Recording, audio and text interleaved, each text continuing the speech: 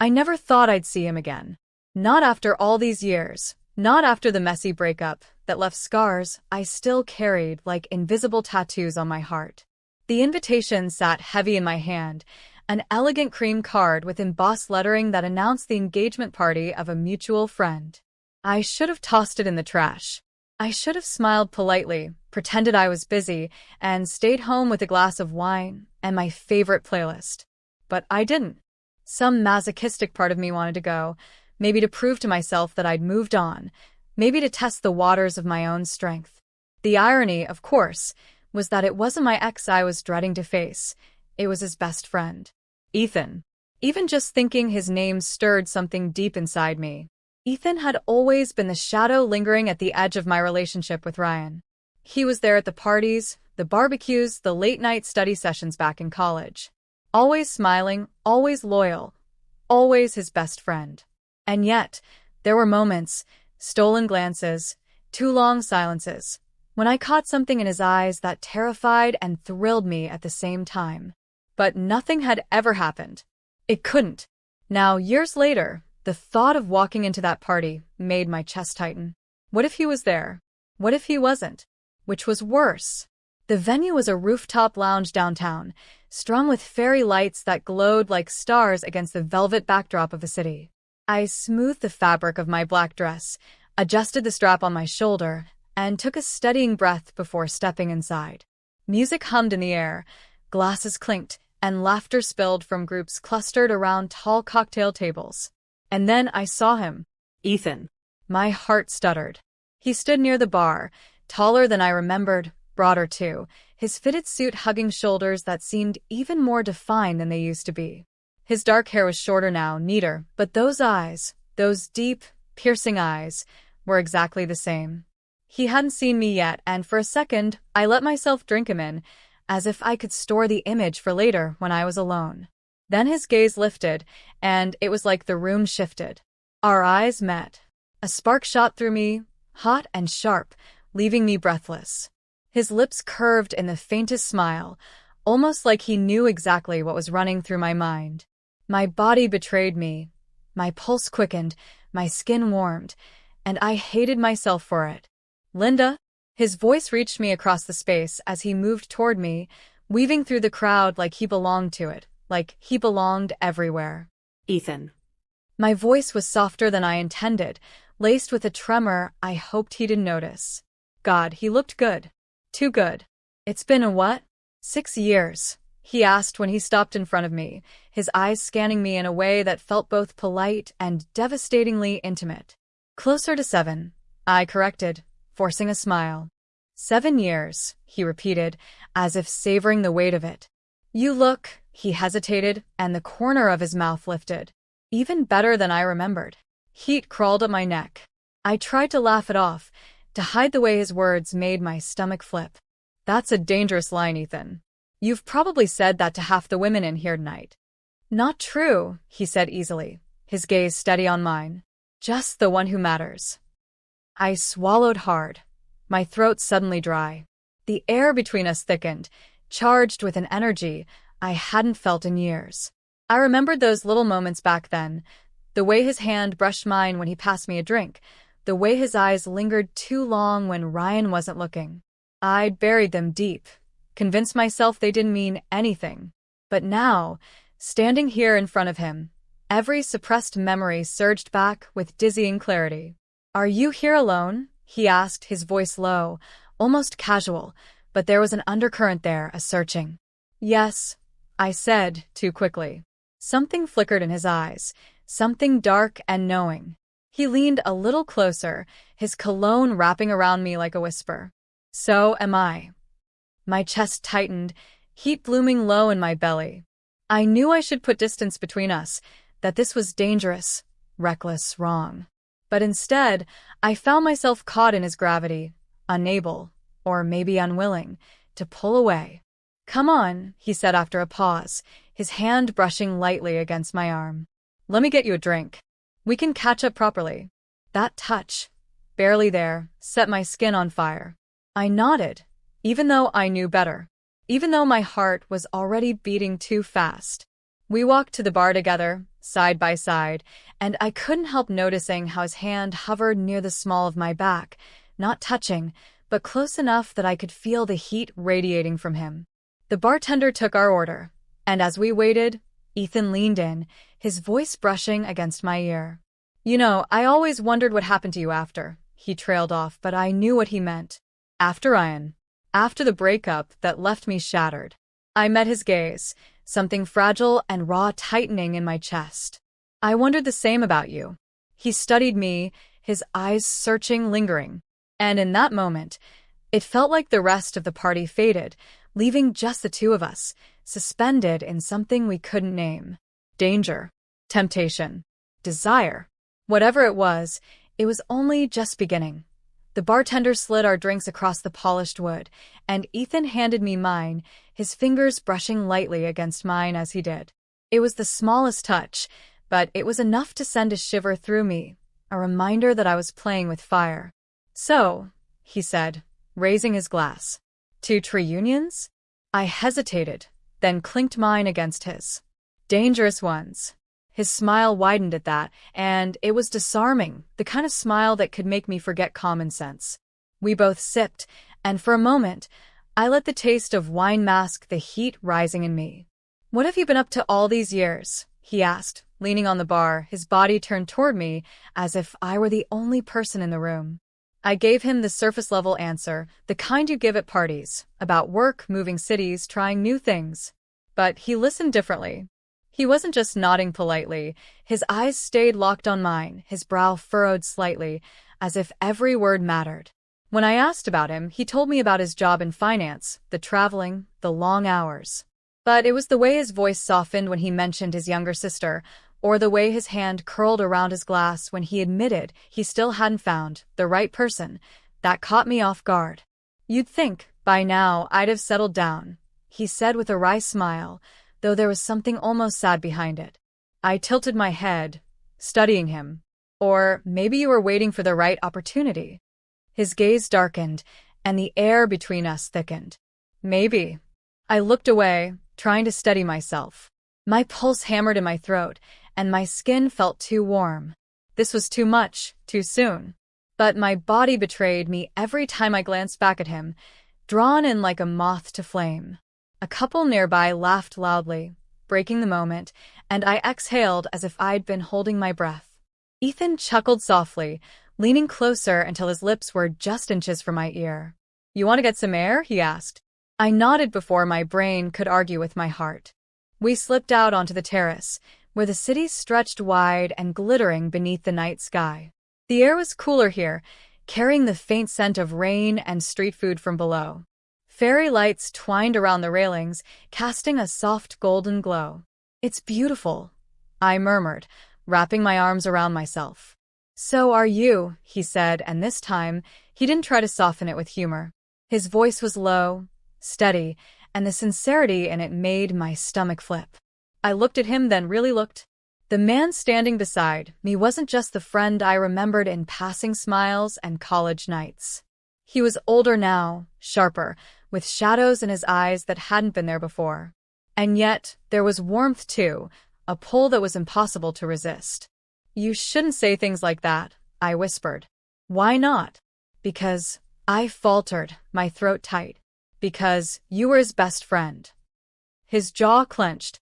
He stepped closer, closing the space between us. "I was his friend, yes. But that doesn't mean I didn't notice you. That doesn't mean I didn't feel."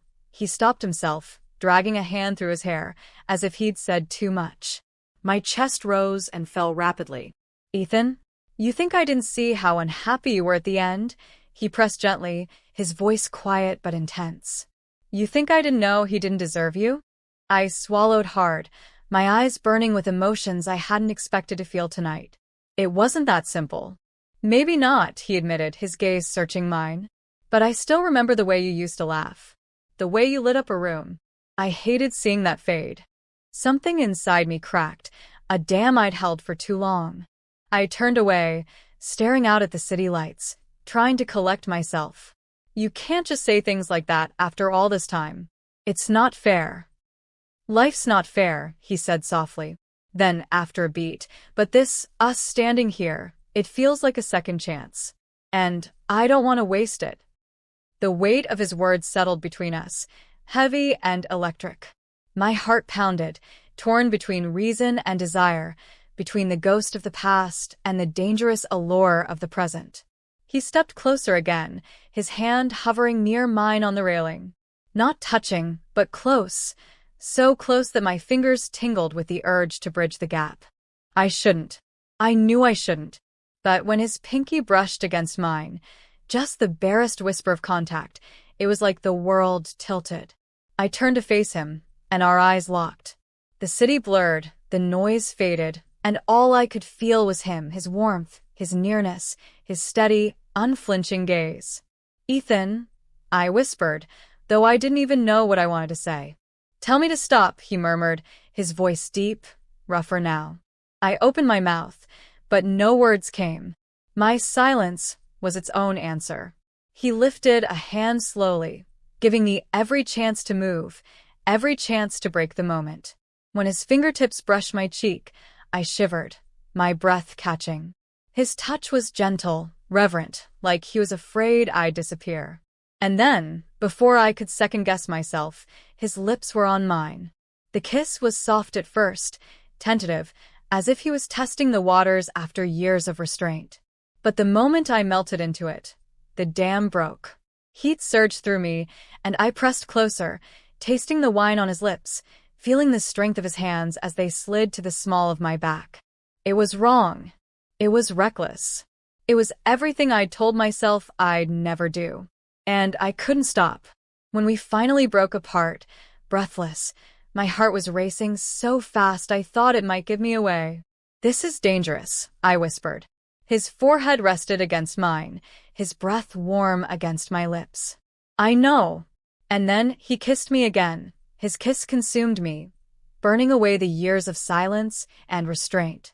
I should have pushed him away, should have reminded us both of the lines we were crossing, but the truth was, I didn't want to stop. Not anymore. When his hand slid along the curve of my waist, pulling me flush against him, my body answered with a desperation that startled me. I clutched at his jacket, my lips parting under the insistence of his tongue, and the world around us ceased to exist. The city lights, the laughter inside, the past that should have kept us apart.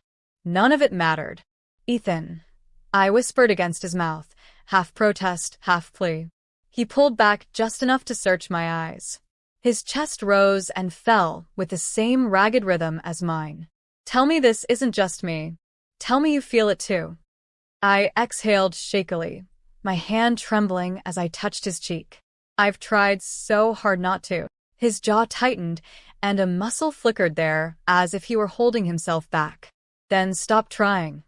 The air between us thickened with hunger, the kind that had been buried too long, waiting for a spark to ignite. When his lips found mine again, the kiss was different, deeper, hungrier, unapologetic. I didn't resist when his hand skimmed down my back, lingering at the small of it, urging me closer. I pressed against him, feeling the strength of his body, the warmth radiating off him, the undeniable proof of how much he wanted me. It was intoxicating, dangerous, addictive. A sudden cheer erupted inside as the DJ announced something over the mic, jolting us back to the present. We broke apart, gasping for air, and for the first time since I'd walked in, the weight of what we were doing hit me. "We can't not hear," I whispered, my heart racing. His eyes darkened with understanding and something else. Determination. He reached for my hand, lacing our fingers together. "Then come with me." I hesitated, glancing back at the glowing doorway to the party. I could still walk away.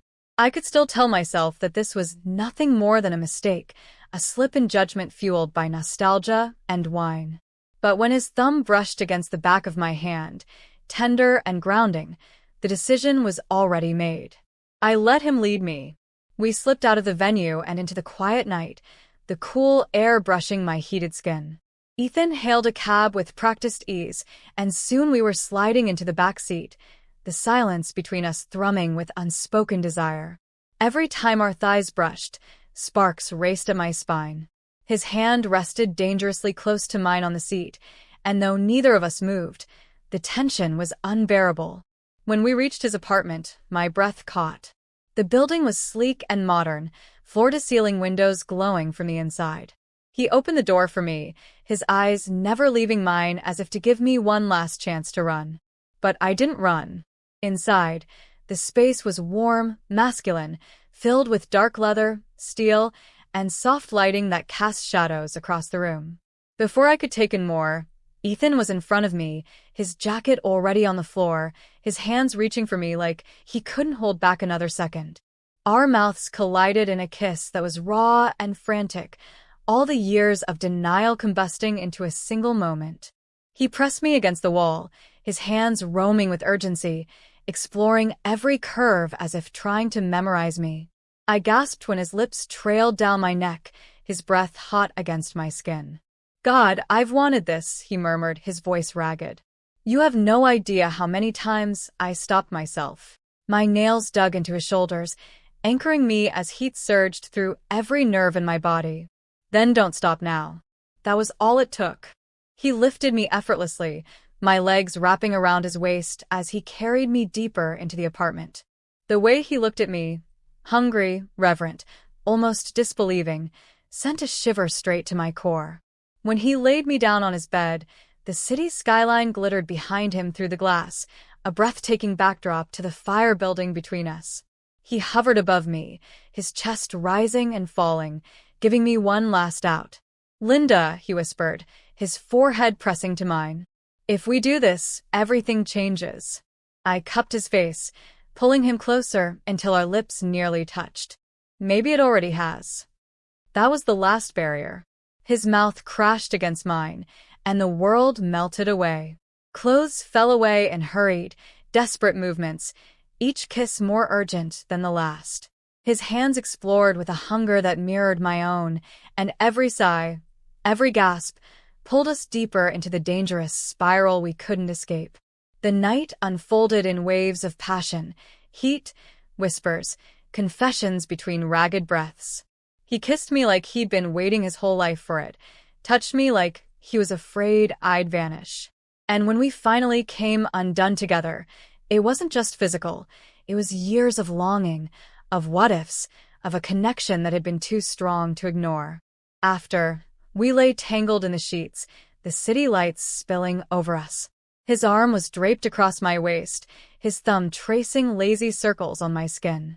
My heart was still racing, but a different kind of fear began to creep in. "What happens now?" I whispered into the silence. He pressed a kiss to my shoulder, his voice steady but low. "Now, we figure it out. Together." I wanted to believe him. I wanted to surrender to the warmth of his body, the safety of his touch, the way he looked at me like I was the only woman in the world. But deep down, I knew nothing about this was simple. Not with our past. Not with the ghost of my ex between us. And yet, as Ethan pulled me closer, as his lips brushed against my hair, I couldn't bring myself to care. Not tonight. Tonight, I belonged to him.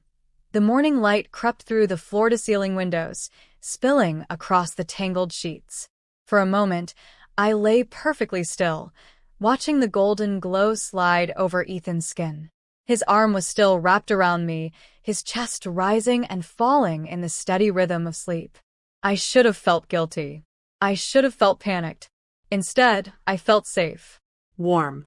Alive in a way I hadn't in years. But reality always comes knocking, even in the softest of mornings. I shifted slightly, careful not to wake him, and my mind spun with everything last night meant. I'd crossed a line. We both had. And the weight of it pressed heavy against my chest. His best friend's ex. That's what I was. That's who I'd always be in his story.